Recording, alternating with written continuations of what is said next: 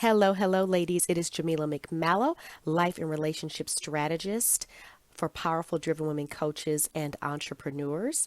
I am the creator of the Prosperous Wife Mastermind and a phenomenal one on one coach for the woman who desires to move to her next level in private. I am all things mindset, marriage, and money. I am talking with you today about the top 3 strategies for avoiding toxic relationships with men. And this is really a precursor to the work that I do in helping my married clients to really become comfortable with being married to a good man. Because what can happen is you can find the right guy, right? But if you haven't done your healing work, what you have typically been attracted to in the past is still there. And so it can make it a challenge for your marriage to feel comfortable or normal because your normal isn't happy and healthy, if that makes sense. So there's some deep healing that's required. But before you can even get into that marriage, we want to talk about helping you to how to avoid these toxic relationships with men in the first place. So I'm going to share these top 3 strategies with you. And you're absolutely going to need a pen and a paper, okay? So the first thing that you're going to need to do, the first strategy is you need to identify your pattern, okay? So one of the first keys to any sort of self-improvement is, of course, self-awareness. It is absolutely critical that you own the fact that there's a problem and that the solution lies within you.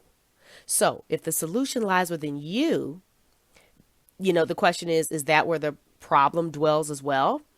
And is that something that would be empowering to accept, or would that be depressing? Well, I say empowering because if the only person you have to change is yourself, which, hello, by the way, is always the only person you can ever change, then that means you can, right? Yes, the power to create the relationships and circumstances you want is in your hands already. You just need the tools. So when it comes to identifying your pattern or the type of men you are typically attracted to and get into relationships with, what you want to really consider are what are the common characteristics, qualities, and flaws that they each possess, okay? So remember I mentioned that you're going to need that paper and pen. I want you to go ahead and draw 2 columns, okay? I want you to title each column with the name of the man, and maybe it's more than 2 men that you've been dealing with in your most recent past. Title each column with that name of that man, okay? And then I want you to fill it in with the information that answers the questions. And I'll just repeat it, but again, you can pause this and play it back. What are the common characteristics, qualities, and flaws that they each possess, okay? Now, as you look at each of these columns under each of these men, do you see any similarities? If you do, go ahead and circle them. Now, do you see certain trends? Like, for example, do they all tend to be flaky or overly sensitive or hit below the belt during disagreements? Do they communicate poorly with you? Okay. You want to write all these similar qualities and characteristics down on a different page, right? So you've got your columns. Now you want to take a next page and write down all of the similarities that you are seeing amongst these 3 men. This is your pattern. So I'm going to go ahead and encourage you to pause it right here so you can catch up. Okay, so pause it right here. Okay, so welcome back. So now you are starting to see and recognize this is your pattern. Okay, so this is the type of man that your subconscious is drawn to because it is familiar. Definitely not good for you, right? But it's what you know, or what you've come to believe to be true about men, relationships, and love based on what you experienced during childhood, messaging you received about men and yourself as a woman, and then you're living examples of that, namely your mother and your father, or any other romantic relationships that they had while you were a child, if they were not married to each other. So This pattern of being attracted to toxic relationships with men, yes, it was formed in childhood, okay?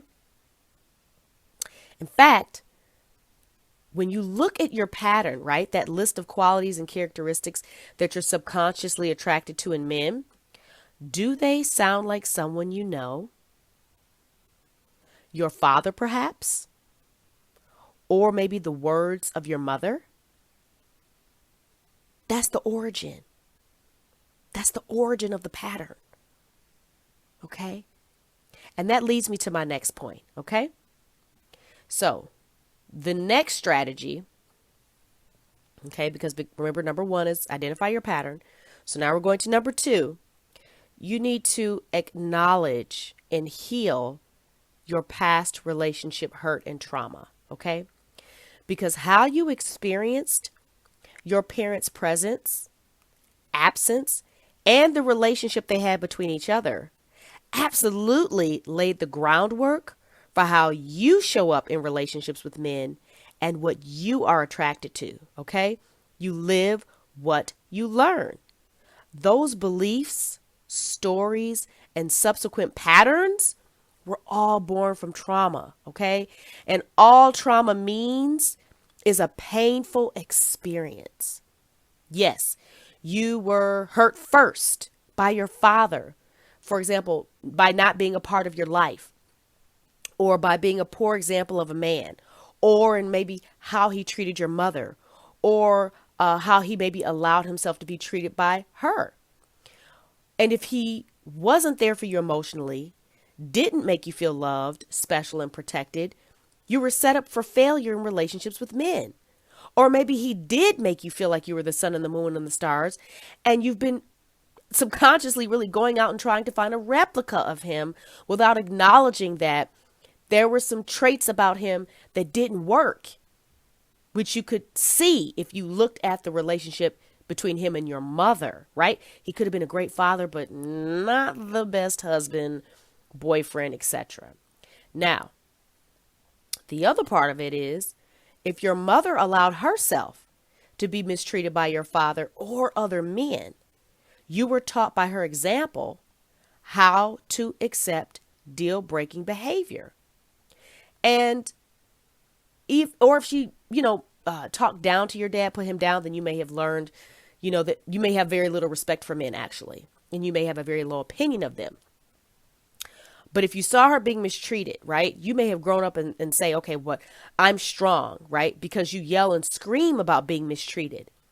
But you ultimately still accept it and remain in the toxic relationships for too long.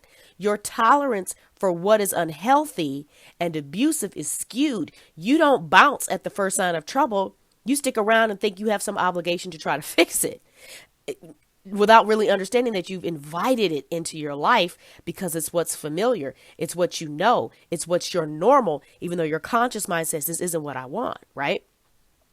Now, this is not to say that your parents are to blame for all of your problems. It's also not to say that you are ungrateful, disloyal, or disrespectful. No, you absolutely are not. You are allowed to speak the truth of your experience. Okay? You're allowed to speak the truth of your experience in childhood in order to heal. Refusing to face our painful truth, okay?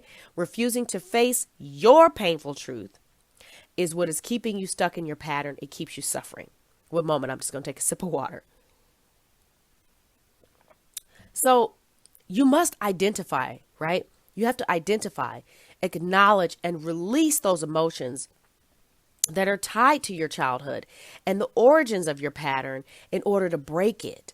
You also must do the same for any relationships you've had in adulthood with men that have had a significant impact on, your self-esteem, your insecurities, or your ability to trust men, like a divorce or the ending of a long-term toxic relationship. See, once you've broken your pattern by healing your past hurts, now things get to be a little bit more exciting, right? And that leads into the third strategy. And that is getting clear on exactly what you want in a husband and why. So we've talked about what you need to do to prevent yourself from getting into these relationships, right? Kind of healing what's going on underneath and behind the scenes. But now you actually need something to focus on. You actually need a goal. So the third strategy is you need to get clear on exactly what you want in a husband and why, okay? It's always fun to dream about, what we really want and desire, what we would love to have. For example, if money were no object. Well, what if love was no object, right? What if it was flowing abundantly in your life, healthy and free? What would your relationship with a man look like then, right? What would your future husband and married life be like? The key to knowing what you want, okay, is to know yourself first and who you are when you are at your absolute best. This is what actually matters, right? Not superficial details like, oh, I want a man who's tall, drives a Maserati, makes six figures. It's his character, right? It's his character, his personality, his values, his morals, his beliefs, and the quality of his relationship with God that are the most important considerations, okay? So, what kind of man would bring out the best in you? What qualities, characteristics, and ways of being would he have to possess in order for you to remain in the state of being the absolute version of yourself? Once you're clear on that, really being clear on who you are and who you are at your absolute best, then that's when you're really going to be able to know what it is that you're going to be looking for in a man. So these questions that I just asked you, I'm going to ask you again, but I want you to pause and take the time to write them down. So what kind of a man would bring out the best in you? What qualities, characteristics, and ways of being would he have to possess in order for you to remain in the state of being the absolute best version of yourself? Okay. And I want you to take the time to write down those answers. So I'm going to encourage you to pause right now. Okay. Welcome back. So now that you're clear on who you are, right? Who you are when you're at your absolute best. This now is your list of non-negotiable relationship standards. Okay? So, just to recap, if you've been trying to DIY your emotional healing and break your pattern of toxic relationships to no avail, it's because you've been unable to do the following effectively, okay? Number one, you've been unable to fully identify the root of your pattern, okay? Number two, you've been unable to identify, acknowledge, and release the painful emotions connected to your beliefs about men, relationships, and love. And third, you haven't really been able to figure out who you really are, what you really want. And even if you knew, you may perhaps struggle to believe you even deserve it. Okay. So I hope that this brief training will help you to maybe get some of the answers that you've been looking for. However, the truth is to really dig in and, get this hashed out the way that you want to really get to the bottom of these things, you are going to need expert help. Okay. And so I am an expert in helping my clients to do exactly this. So if you would like assistance, I'm going to provide some information in the description below this audio to where you can find out how to get in touch with me, to where you can find out what program would help you with this. It may be a course, or it may be you working directly with me in a one-on-one coaching program or in a group container. Okay. So I want you to make sure you read the description underneath this audio, underneath this video. And I want you to really think about what is going to be your next step. And I want you to go ahead and take that action. Okay. Because these are the strategies. Okay. And if you can apply it on your own and get success, fantastic. That's amazing. That's incredible. But if you need help, yes, I can absolutely help you. This is what I do all the live long day. Okay. And I want to share with you as well, this is not just a precursor to getting into a healthy relationship, but this is a precursor to you really understanding how to manifest a good man. And if your interest is in manifesting a good man, then like I said, continue to keep in touch, keep an eye out for what I have coming down the pipeline next. But most importantly, just simply read the description below this audio video for the details on what steps to take next. So thank you for tuning in. Like I said, I hope that this training was very helpful to you, and I wish you the absolute best, and you take care. I look forward to speaking with you soon.